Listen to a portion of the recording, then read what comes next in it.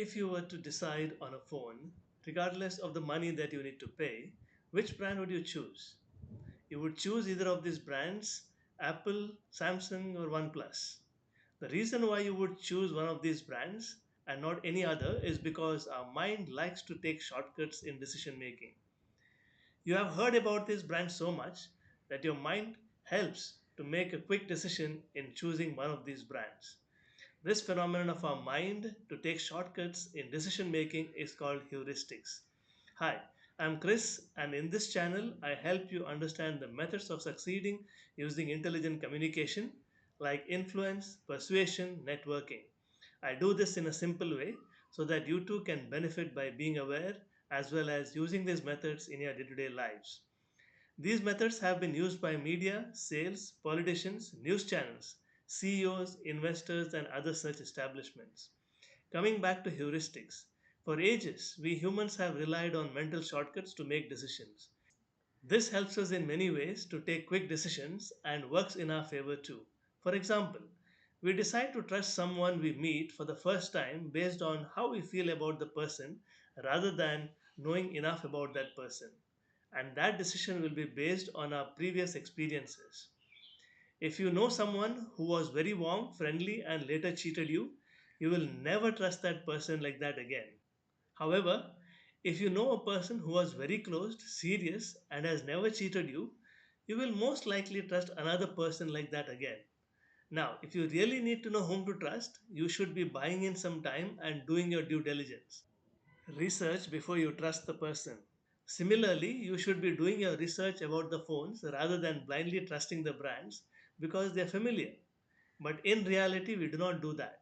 Our mind helps us take quick decisions based on our past experiences. Now, how can we take advantage of this knowledge that we have about our mind? In order to know this, let us see how media and other influencers have used this to influence our decision making. Steve Jobs was great at this. If you noticed, he never used complicated technical specifications when he introduced new products to the markets. Let us look at few of his examples. See how he introduced the MacBook. He took the MacBook out of the envelope to suggest it is very thin. He showed the external keyboards of other phones and explained how problematic they were. Because people do not like to research, because people make decisions based on past experiences, he linked his product to people's experiences that they already had. He understood that we liked shortcuts. Do not make me research, make me understand.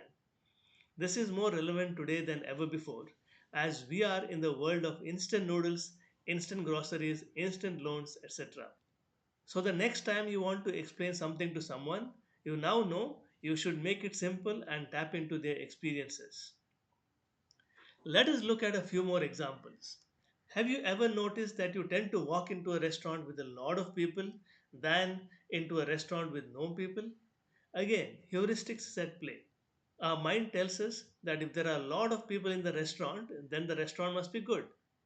So, if you are starting a new restaurant and want people to walk into your restaurant, then give free coupons to people and you will have people in your restaurant. This will attract more customers because people walk into restaurants when there are people. A food company is organizing a concert as part of their Feeding India campaign. It is ensuring that its brand gets remembered not just for serving food when you buy, but also feeding the hungry. This act connects customers to an emotional level and they remember the brand as well. The more you remember the brand, the higher are the chances of you ordering food from the company. Let us now look at resumes. How do we enhance our resumes with this heuristics information that we have? Like all humans, recruiters' minds also take mental shortcuts. They look for keywords and experiences that can be easily located. So, ensuring that we have the keywords and experiences is the prominent first step. We need to have the first page with simple highlights of our resume and then have the details later on in the if the recruiter needs to know more. This helps the brain that is seeking mental shortcuts love what it sees. The needed information is easily found. Next tip. Let us look at an example when you mentioned your role. Lisa will say that she is a product manager. In another resume, Lisa will say she's a product manager and is actively involved in CSR initiatives for the company. Which one do you think the recruiter will favor? The second one, of course. Another tip, and this was quoted by Robert Cialdini. If you want your interviewer to select you as a suitable candidate, try this. Now ask them right in the beginning why they shortlisted your CV. It brings to light the good things in your CV, and this will help you play this back to them over and over again, which will boost your chances of landing the job. This is called availability heuristic. That is, people make decisions based on what is readily available to them. One last tip on landing jobs. Have you noticed you have applied for numerous jobs and had no luck? Again, heuristics come into play. Why would a recruiter go through hundreds of profiles when he or she can receive some profiles from trusted sources? Their job is to get the best candidate, and their mind will take mental shortcuts to get the job done.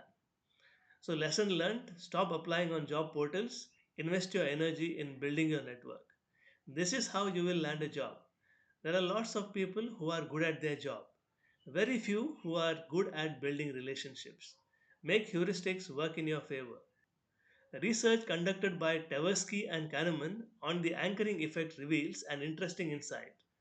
In this study, participants were divided into two groups and shown different random numbers. One group was shown a higher number while the other group was shown a lower number. After being exposed to these numbers, participants were asked to estimate the percentage of African countries in the United Nations.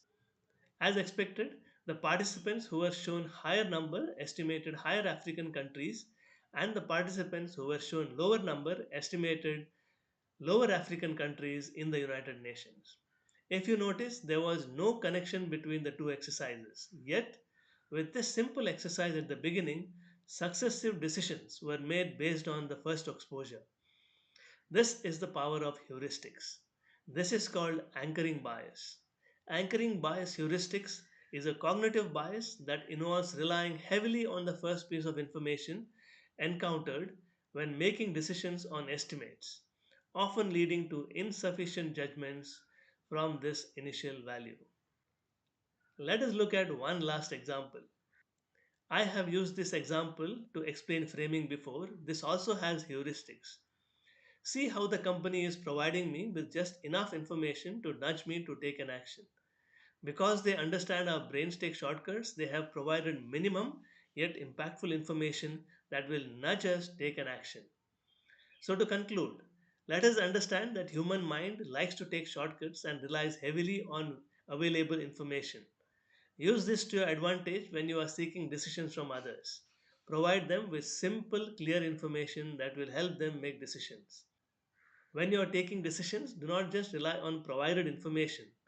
Probe further and seek to see the other side of the story. Hope you like this information. If you did, please do subscribe and like this video so that this reaches others and will help them too.